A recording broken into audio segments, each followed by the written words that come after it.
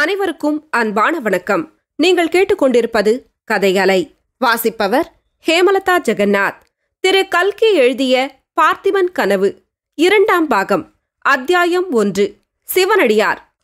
பொழுது புலர இன்னும் அரைஜாம பொழுது இருக்கும். கீழ்வானத்தில் காலை பிறையும் விடிவெள்ளியும் அருகருகே ஒளிர்ந்து கொண்டிருந்தன. உச்சிவானத்தில் வைரங்களை வாரி இறைத்தது போல் நட்சத்திரங்கள் பிரகாசித்தன. வடக்கே சப்தரிஷி மண்டலம் அலங்கார கோலம் போட்டது போல் காட்சியளித்தது. தெற்கு மூலையில் சுவாதி நட்சத்திரம் விசேஷ சோபையுடன் தனி அரசு புரிந்தது. அந்த மனோகரமான அதிகாலை நேரத்தில் காவேரி பிரவாகத்தின் ஹோ என்ற சத்தத்தை தவிர வேறு சத்தம் ஒன்றுமே இல்லை. திடீரென்று அத்தகைய அமைதியை கலைத்துக்கொண்டு டக் டக் டக் டக் என்று குதிரையின் காலடி சத்தம் கேட்கலாயிற்று. ஆமாம், இதோ ஒரு கம்பீரமான உயர்ந்த ஜாதி குதிரை காவேரி நதிக்கரை சாலை வழியாக கிழக்கே இருந்து மேற்கு நோக்கி வருகிறது. அது விரைந்து ஓடி வரவில்லை, சாதாரண நடையில்தான் வருகிறது. அந்த குதிரை மீது ஆஜானுபாகுவான ஒரு வீரன் அமர்ந்திருக்கிறான். போதிய வெளிச்சமில்லாமையால் அவன் யார், எப்படிப்பட்டவன் என்று அறிந்து கொள்ளும்படி அங்க அடையாளங்கள் ஒன்றும் தெரியவில்லை. நெடுந்தூரம் விரைந்து ஓடி வந்த அக்குதிரையை இனிமேலும் விரட்ட வேண்டாம் என்று அவ்வீரன் அதை மெதுவாக நடத்தி வந்ததாக தோன்றியது. அவன் தான் சேர வேண்டிய இடத்துக்கு கிட்டத்தட்ட வந்துவிட்டதாகவும் காணப்பட்டது. அவனுக்கு வலதுகை புறத்தில் காவேரி நதியின் பிரவாகம், இடது புறத்திலோ அடர்ந்த மரங்களும் புதர்களும் நிறைந்த காடாக தோன்றியது. வீரன் இடது பக்கத்தையே உற்று நோக்கி கொண்டு வந்தான். ஓரிடத்துக்கு வந்ததும் குதிரையை இடதுபுறமாக திருப்பினான். குதிரையும் அந்த இடத்தில் திரும்பி பழக்கப்பட்டது போல் அனாயசமாக செடி கொடிகள் அடர்ந்த காட்டுக்குள் புகுந்து சென்றது. கவனித்து பார்த்தால் அந்த இடத்தில் ஒரு குறுகிய ஒற்றையடி பாதை போவது தெரியவரும்.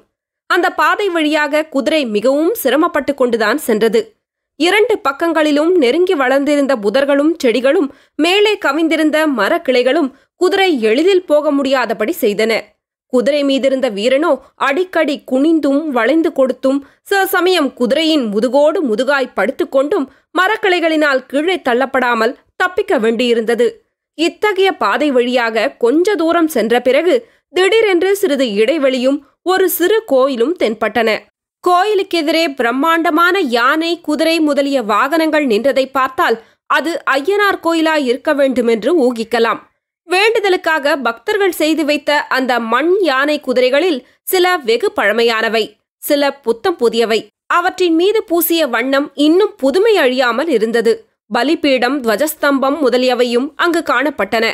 கீழ்வானம் வெளுத்து பலபலவென்று பொழுது விடியும் சமயத்தில் மேற் சொன்ன வீரன் குதிரையின் மீது அங்கே வந்து சேர்ந்தான். வீரன் குதிரையிலிருந்து கீழே குதித்து அவசர அவசரமாக சில அதிசயமான காரியங்களை செய்யத் தொடங்கினான். மண் யானைகளுக்கும் மண் குதிரைகளுக்கும் மத்தியில் தான் ஏறி வந்த குதிரையை நிறுத்தினான். குதிரை மீது கட்டியிருந்த ஒரு மூட்டையை எடுத்து அவிழ்த்தான். அதற்குள் இருந்த புலித்தோல், ருத்ராட்சம், பொய் ஜடாமுடி முதலியவைகளை எடுத்து தரித்து கொள்ள தொடங்கினான். சற்று நேரத்தில் பழைய போர்வீரன் உருவம் அடியோடு மாறி திவ்ய தேஜசுடன் கூடிய சிவயோகியாக தோற்றம் கொண்டான். ஆம், வெண்ணாற்றங்கரையில் ரணகளத்தில் பார்த்திபனுக்கு வரமளித்த சிவனடியார்தான் இவர். தம்முடைய பழைய உடைகளையும் ஆபரணங்களையும் ஆயுதங்களையும் மூட்டையாக கட்டி உடைந்து விழுந்திருந்த மண் யானை ஒன்றின் பின்னால் வைத்தார் அந்த சிவயோகி. குதிரையை ஒரு தடவை அன்புடன் தடவி கொடுத்தார். குதிரையும் அந்த சமிக்ஞையை தெரிந்து கொண்டது போல் மெதுவான குரலில் கனைத்தது. பிறகு அங்கிருந்து அச்சிவனடியார் கிளம்பி ஒற்றையடி பாதை வழியாக திரும்பிச் சென்று காவேரி கரையை அடைந்தார். மறுபடியும் மேற்கு நோக்கி நடக்க ஆரம்பித்தார். ஒரு நாழிகை வழி நடந்த பிறகு சூரியன் உதயமாகும் தருணத்தில் இந்த சரித்திரத்தின் ஆரம்ப அத்தியாயத்தில் நாம் பார்த்திருக்கும் தோணித்துறைக்கு வந்து சேர்ந்தார். அங்கே படகோட்டி பொன்னனுடைய குடிசைக்கு அருகில் வந்து நின்று, பொன்னா என்று கூப்பிட்டார். உள்ளிருந்து, சாமியார் வந்திருக்கிறார் வள்ளி என்று குரல் கேட்டது. அடுத்த வினாடி பொன்னன் குடிசைக்கு வெளியில் வந்து சிவனடியார் காலில் விழுந்தான். அவன் பின்னோடு வள்ளியும் வந்து வணங்கினாள். பிறகு மூவரும் உள்ளே போனார்கள். வள்ளி பயபக்தியுடன் எடுத்து போட்ட மனையில் சிவனடியார் அமர்ந்தார். பொன்னா, மகாராணியும் இளவரசரும் வசந்த மாளிகையில்தான் இருக்கிறார்கள் என்று அவர் கேட்டார். ஆம் சுவாமி, இன்னும் கொஞ்ச நாளில் நமது இளவரசரையும் மகாராஜா என்று எல்லாரும் அழைப்பார்கள் அல்லவா? ஆமாம், எல்லாம் சரியாக நடந்தால் நீ உடனே போய் அவர்களை அழைத்து கொண்டு வா என்றார் சிவனடியார். இதோ போகிறேன், வள்ளி சாமியாரை கவனித்துக்கொள் என்று சொல்லிவிட்டு பொன்னன் வெளியேறினான். சிறிது நேரத்திற்கெல்லாம் படகு தண்ணீரில் போகும் சலசலப்பு சத்தம் கேட்கத் தொடங்கியது. தொடரும்.